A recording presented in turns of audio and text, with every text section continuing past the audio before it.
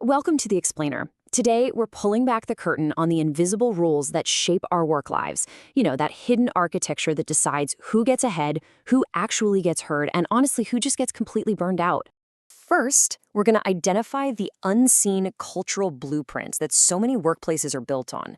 Then we'll get into their pretty costly consequences and dive into a totally different framework for building organizations that are healthier, way more effective, and just more equitable, right from the ground up. All right, so first things first, you can't fix a problem if you can't see it, right? So let's make the invisible visible.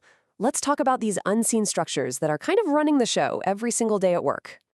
I mean, think about it. Have you ever been in a meeting and it just feels less like a team effort and more like a cage match? Like you have to constantly fight to get a word in just to be heard? If that feeling sounds familiar, you're not imagining things. You're picking up on that hidden cultural blueprint, those unspoken rules that a lot of places run on without even realizing it. So here's the thing about these so-called masculine defaults. It's not usually about someone being overtly biased or anything like that. It's way more subtle. It's about what the culture values as the standard way of doing things. Like when being super assertive and interrupting is seen as showing leadership, or when the person who promotes themselves the most gets all the credit. These aren't inherently male traits, of course, but their behaviors our culture has traditionally associated with masculine roles, and that creates an environment that's not nearly as neutral as it looks on the surface. And this image just nails it, doesn't it?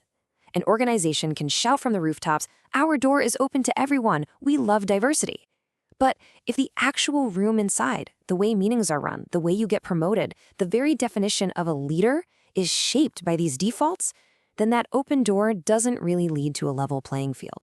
This brings us to a much more extreme version, what researchers call the masculinity contest culture, or MCC. This is basically a workplace where everything, and I mean everything, becomes a zero-sum game. Success isn't just about doing great work. It's about winning. It's about dominating. It's about proving you're the toughest person in the room. Okay, so what's the big deal? What is the actual cost of operating inside this hidden, competitive architecture? Well, the impact is profound, and believe me, it affects absolutely everyone. These are basically the 4 commandments of a masculinity contest culture. Show no weakness, that just creates fear, right? Valuing only strength and stamina. Hello, burnout. Put work first, well, there goes your personal life. And embrace a dog-eat-dog mentality. That just obliterates trust. Put them all together, and you've got a culture that runs on constant, high-stakes stress. And look, while this kind of culture is tough on everybody, the research is crystal clear. It disproportionately harms women. It's a huge factor behind the glass ceiling, which blocks women from getting to the very top jobs. But it also creates what's called the broken rung, that first critical step up into management. If that very first promotion is based on who's the most competitive or who works the longest hours, so many women are passed over and their careers get stalled before they can even really start. The system just wasn't built for them. These abstract cultural ideas create very real, very ugly, day-to-day conflicts. A study on public sector workplaces found these were the biggest sources of friction. And look how it all connects back. A dog-eat-dog mentality is a hostile work environment. When leaders are told to show no weakness, it comes across as a supervisor's negative attitude. The pressure to put work first, of course, creates unsustainable job-related stress. The culture is literally manufacturing conflict. And the ultimate result of all this? It's emotional exhaustion. It's that feeling of being completely drained, like you have nothing left to give. This isn't just a bad day or a bad week. It's a chronic state of being emotionally overdrawn from having to navigate a system where you feel like you're constantly under threat. Okay, so we've diagnosed the problem, and yeah, it's pretty bleak. But now let's shift to the solution. And a really powerful answer lies in a complete philosophical shift in how we even think about leadership. So instead of that traditional top-down command and control model, servant leadership basically flips the pyramid upside down.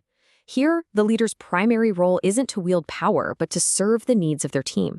It's about clearing obstacles and fostering an environment where people can truly do their best work. And this is the crucial part. Look at how these characteristics are a direct counterpunch to that masculinity contest culture. Instead of show no weakness, a servant leader fosters healing. Instead of a dog-eat-dog mentality, they build community. They replace dominance with persuasion and competition with a deep commitment to the growth of every single person on the team. It is a direct antidote. this all sounds great in theory, right? But how do we actually put it into practice? How do we start dismantling decades of these hidden rules and actually build something better? Well, real lasting change means a two-pronged attack.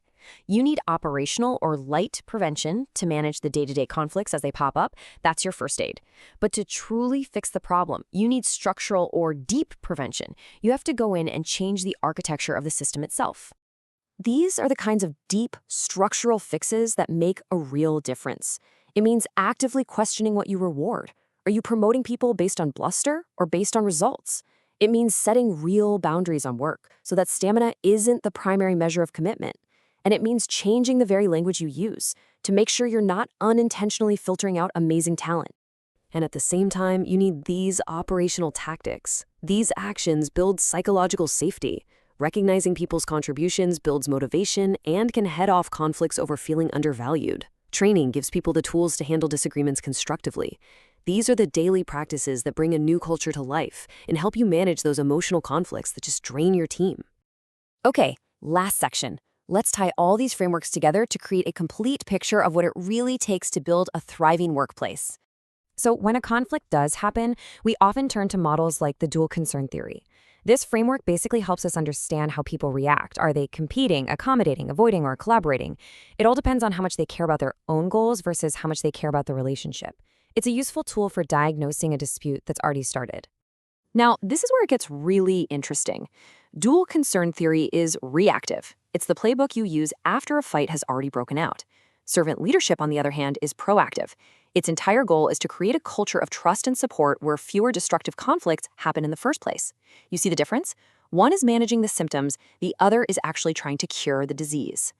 And that really is the bottom line. By consciously dismantling these masculine defaults and leading with a philosophy of service, organizations don't just become fairer or more pleasant places to work. They become smarter, more innovative, and way more successful because they are finally unlocking the full potential of every single person on their team. So I'll leave you with this question to chew on. The first step to rebuilding the architecture is to see the current blueprint clearly. Identifying that one rule, well, that's how real change begins. Thanks for watching.